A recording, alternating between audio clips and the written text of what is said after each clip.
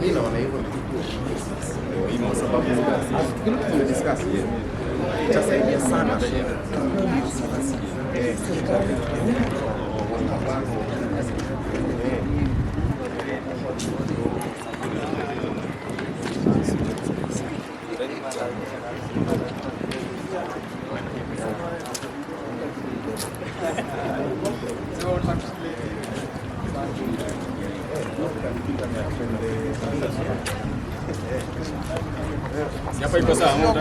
No, iko sawa. Tuhakikishe that all of us are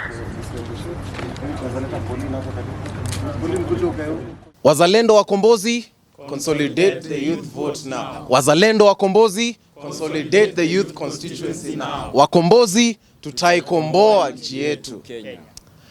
Ladies and gentlemen, my name is Kasmuel Mcoure.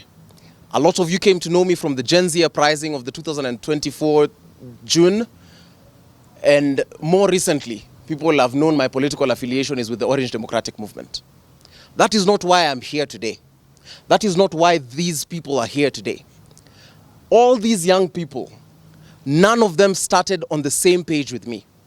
Here we have representatives from all political parties. If we give them a chance, you will hear even parties you've never heard of.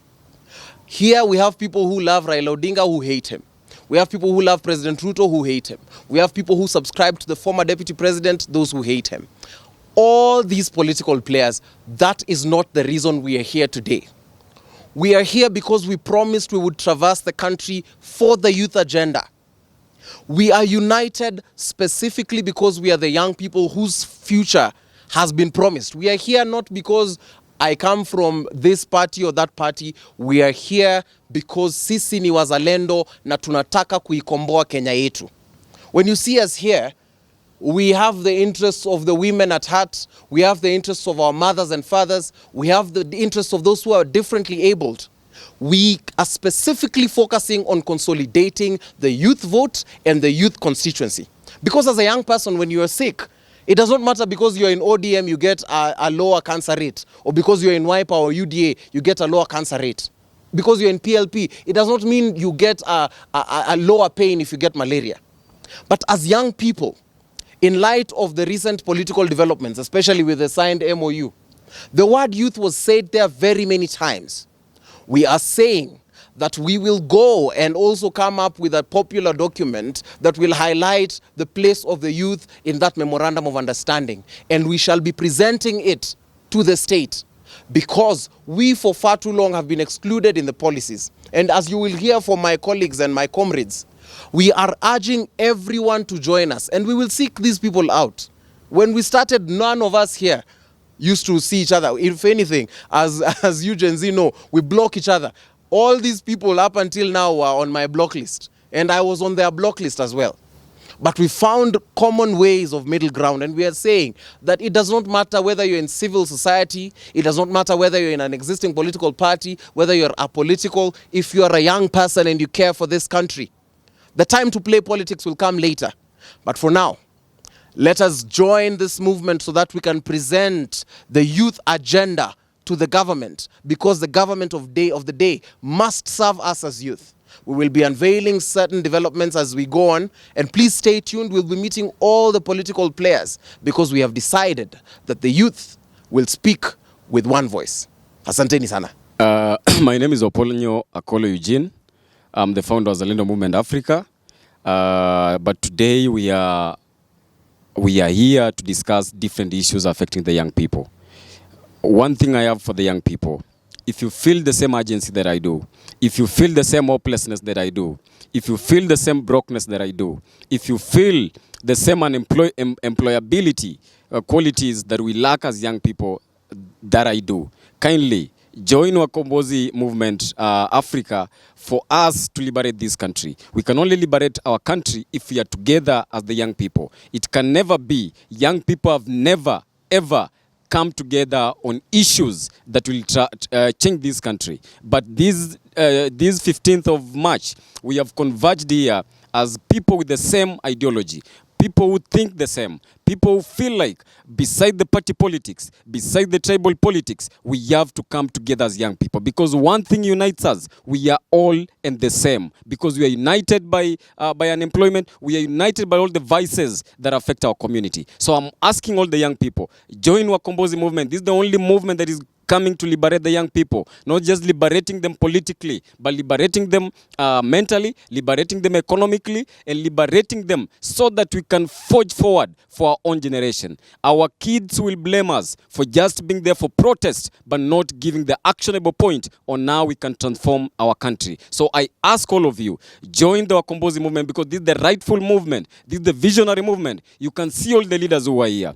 If together with my brother Kasmuel, we were on different political divides during the protest, but we have agreed to bury the hatchet, work together and push the agenda of the young people. It can never be that when the politicians want us to cause mayhem in the city, they call on the young people. It can never be when politicians want to cause violence, they call on us, the young people. But when the opportunities are presented, we are excluded. And the reason why we are excluded is young people are never together. Young people are never in the same boat. Young people are never in the same movement. You will see them in different political divides, but you will never see them consolidating in one front. A front that will help liberate the minds and the mindset of the young people. A front that will bring the light the young people have been yearning for. Because as we all know, this country belongs to all of us. This country belongs to the people who call themselves Kenyans. And we cannot say this country belongs to all of us, and all we think about is coming up with demonstration to paint our country in a bad way.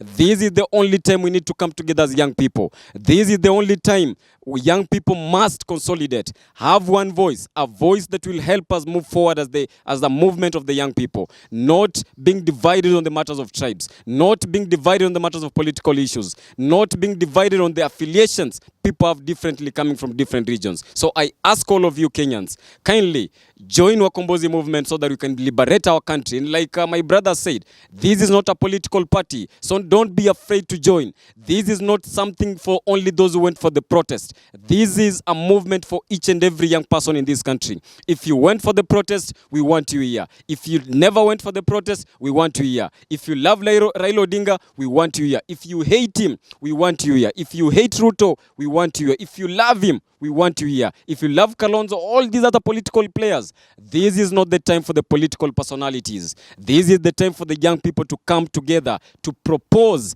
and champion for the rights and grievances and the demands of the young people. The demands of the young people cannot be put forward on the table if we, all of us, the young people are not in the same boat. If all of us, we expect these issues to be outlined by people who are not of our age, that will never happen. It is only us who can outline these issues. It is only us who can highlight these issues. It is only us who can enlighten fellow young people to know we can only change this country if we agree to be part of the politics. We cannot change this country by just being political participants. No, we must agree to go into parliament next election. And by being in parliament, we must start by doing the community work right now, so that when the 2027 elections is there for us to participate in, we don't only come out as hecklers, we don't only come out as spectators, but key players who want to take political power, not just players who want to talk and not come out with things that can bring the visionary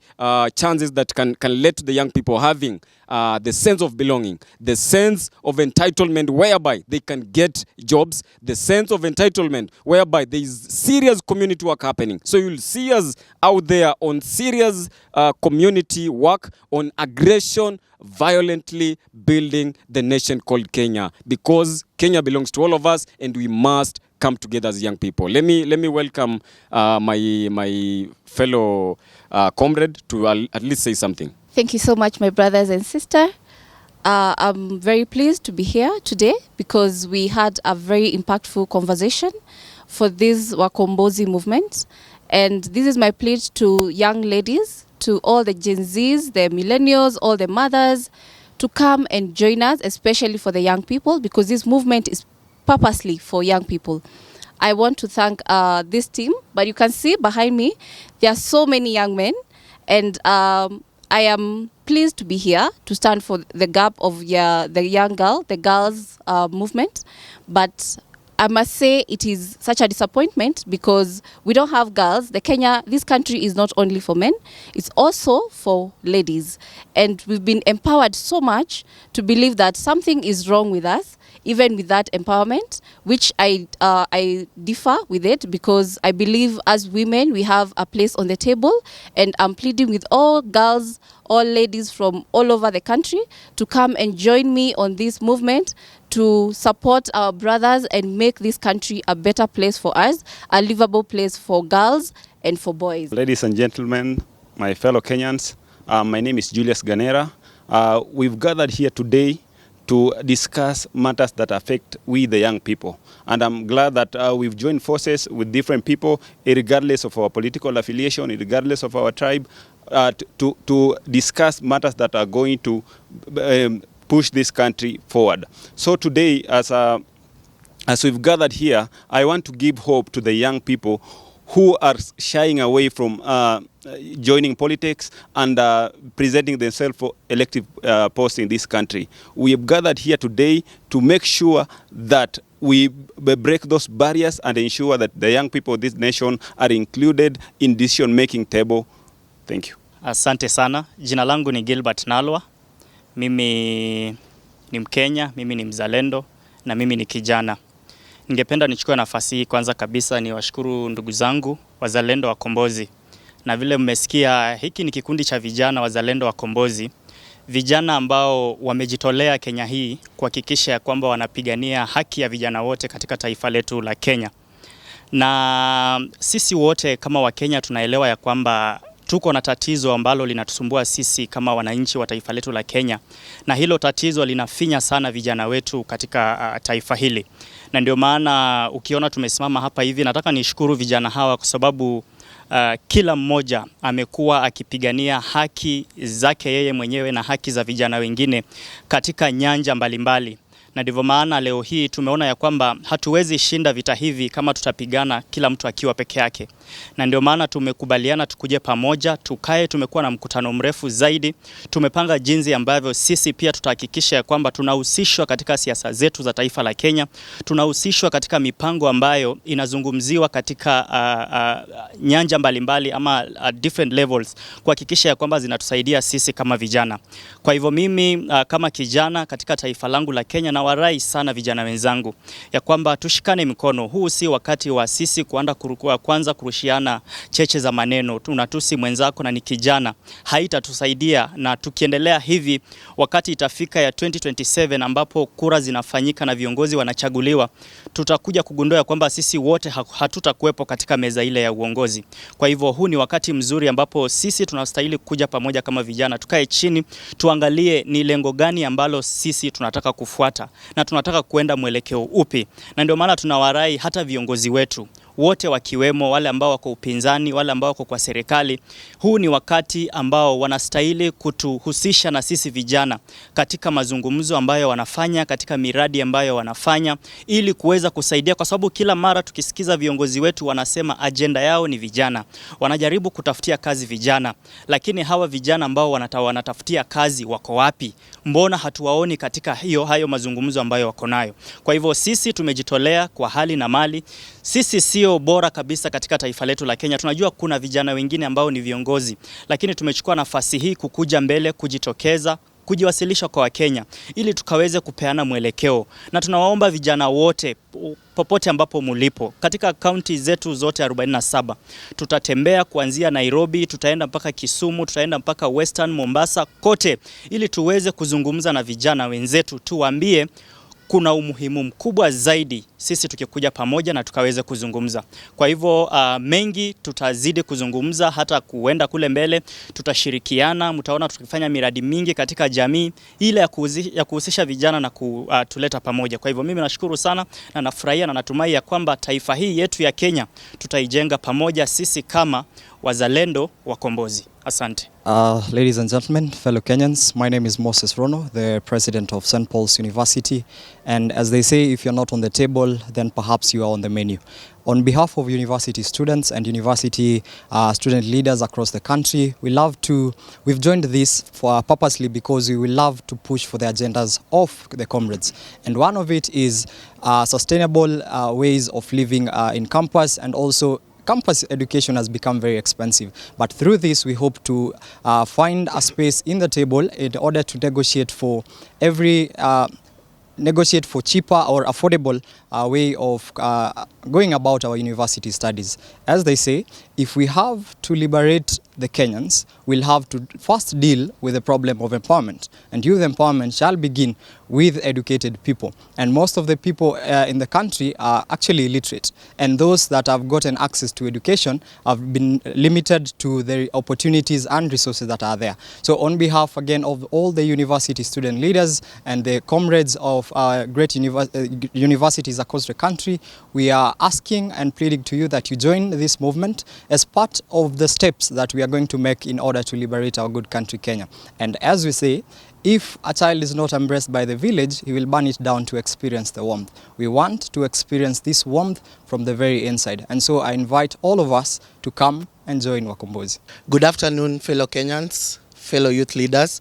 My name is Eugene Mcoure. I'm the skills development advocate at Wazalendo Wakombozi. So mine is to articulate and say, a great philosopher once said, you cannot change the season, you cannot change the time, but you can change yourself, because that is something you have. I'm calling on all youths in the country, come forward, join the Wazalendo Wakombozi.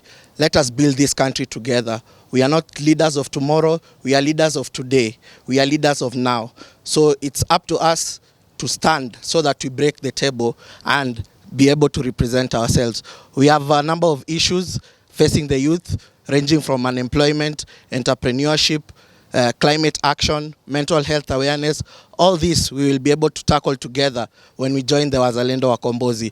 We are asking you, all Kenyans from all walks of life, please don't be afraid. Reach out to any of us. We will be able to assist.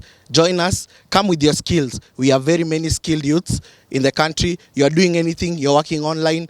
You are selling things online. Whatever you're doing, your skills, your coding, everything. Come to Wazalendo Wakombozi. Let us teach one another whatever we can learn, so that we can be resourceful on our own way, so that we can have a say in the table.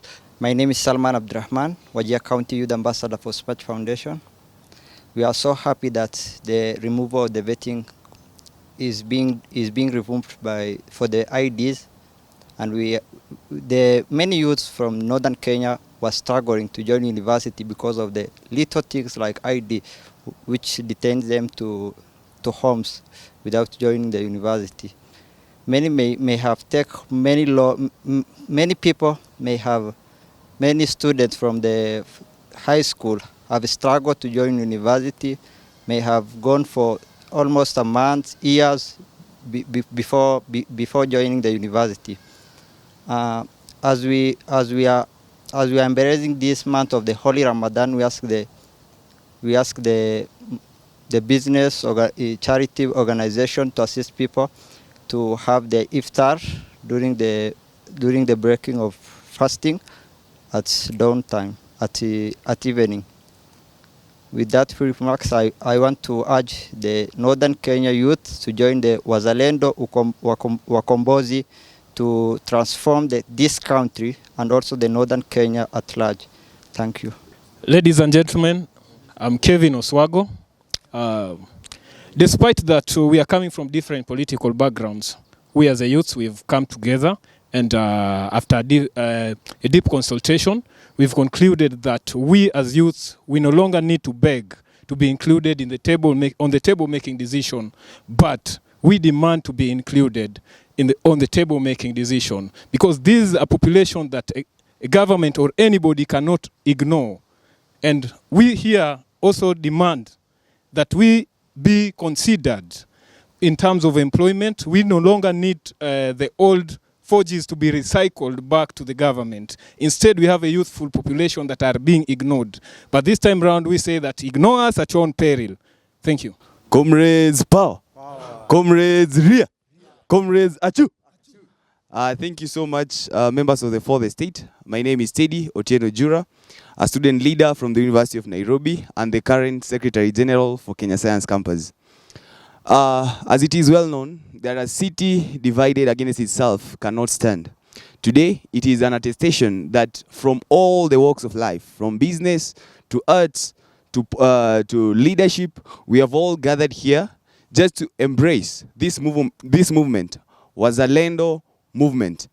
This is the way to go. As the leaders, as university student leaders, from my friend here, who is representing private universities, I'm here to represent the public universities, and you are urging all comrades, this is the way to go.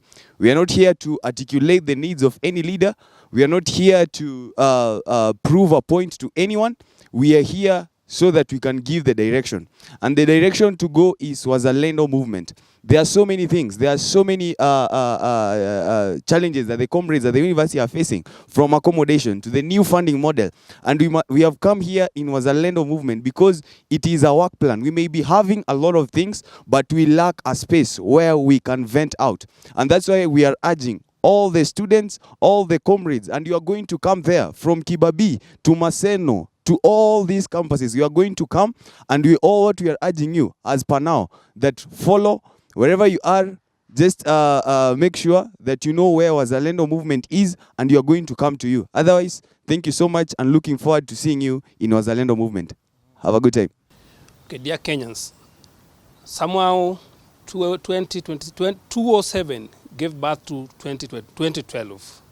2012 gave birth to another 2017 that gave birth to 2022. In all this, the young people have always lost life, fighting for things, for positions that they've never seen.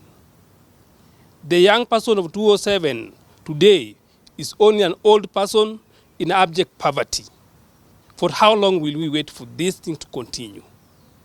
Are we still going to sit down and agree to be divided into tribes, into religions, and into parties? That's the only question I have. Today, we are standing here saying no to this trend. From this moment forth, we are going to stand for our fellow youth. We are calling upon every youth of every class, of every religion, and of every political party. Let's wake up. Otherwise, the youth of today will end up in abject poverty as an old man tomorrow. Fellow Kenyans, good afternoon. My name is Pascal Wambua from Makueni County, Kilome constituency. I'm happy to join fellow young men and women from all corners of this country of ours, with different political ideologies, from different tribes, from different religions, in order to come up with a way to ensure that we continue and progress as young people of this nation the way we would like to progress. We have had a lot of discussions from many aspects, and mine is just to stress on the aspect of the climate change, because I come from the lower eastern part of Kenya, and we have been hardly affected by the issue of climate change. So that's why we as a young people, we should be, and we will be, part of this journey of ensuring that we green our land, and we ensure that we also adapt, or rather use sustainable energy, so that we can ensure that our world is safe better than we found it. Currently, we are in a situation whereby a lot is being done. We plant trees, but we forget to grow trees. Personally, we have done a lot of trees, but you find that due to the harsh climatic conditions we are in, the trees are not surviving. So we have come up with a way to ensure that the trees we plant, all the initiatives we are carrying up, we do them and ensure that we get the best out of it all. I urge all young men and women out there from different professions, from different political opinions, from different religions, come join us so that we can move together to save our country, Kenya. I usually say this, that Kenya will remain. Our leaders will come and go. Political parties will come and go. But the Kenya we are here today is a Kenya that will remain, and we have all the takes to protect it and to ensure that we produce as a country, because if we are not producing, the economy will not grow. If we are not producing, even the politicians will not have the resources maybe to run the economy. And then lastly, let me also stress on the issue of health. Health is a key factor for all of us.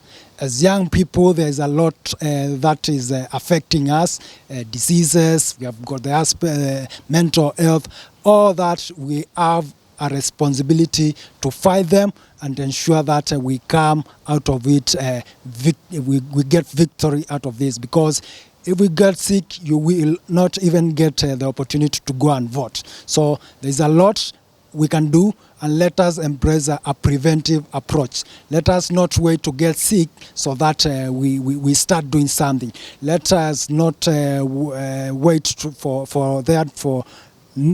for chaos so that we can preach peace. We can preach peace now before the chaos. Asanteni sana.